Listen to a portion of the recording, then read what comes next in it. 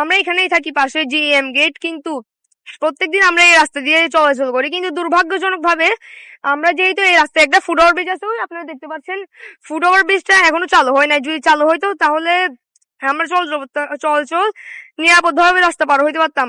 যেহেতু এখন ফুটওভার ব্রিজটা চলাচল মানে চালু হয় নাই, তাই এখন আমাদের জন্য রাস্তাটা পার হওয়া বিভিন্ন ঝুঁকিপূর্ণ। এখানে বিভিন্ন লরি যায়, বিভিন্ন ট্রাক যায়, তাই আমাদের জন্য এটা অনেক ঝুঁকি হয়ে যাচ্ছে। যদি ফুটওভার ব্রিজটা চালু হইতো তাহলে আমরা এখানে নিরাপদে পারাবার হইতে পারতাম। আমি ইস্টার্ন রিফাইনারি মডেল হাই স্কুলে পড়ি। আসলে এখানে আমরা প্রায় 2 থেকে 3 বছর যাবত একটি সমস্যায় ভুগছি, যেটা হচ্ছে যে এখানকার আপনার যে সড়ক পারাপারের যে ওভারব্রিজটা রয়েছে, এটা এখনো প্রায় 2 বছর ধরে নির্মাণ কাজ চলতেছে, এখনো শেষ হয় নাই।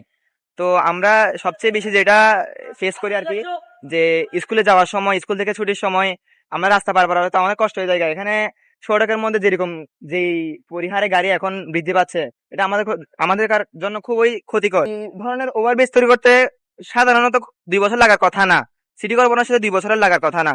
এখানে যেহেতু প্রায় 3 থেকে 4টা স্কুল রয়েছে, তার উপর বিভিন্ন কর্মসংস্থানের মানুষ এখানে যাত্রা পারাপার করে, তো তাদের জন্য এটা খুবই ঝুঁকিপূর্ণ। বিশেষ করে আমাদের জন্য আরো বেশি ঝুঁকিপূর্ণ, যেহেতু আমরা প্রত্যেকদিন নিয়মিত স্কুল থেকে পারাপার, স্কুল ছুটির পর স্কুলে যাওয়ার সময় পারাপার করি। এমনকি আমরা কোচিং সেন্টার, প্রাইভেট ইত্যাদি যাওয়ার ক্ষেত্রে আমরা রাস্তা পারাপার করি। মানে তো আসলে মূলত লোকাল বাসের একটা অনেক বড় এদের বলতে গেলে অবহেলার কারণ হতে পারে। এখানে অনেক ট্রাফিক পুলিশ থাকলেও এরা কোনোদিন এগুলো কন্ট্রোল আনতে পারে না।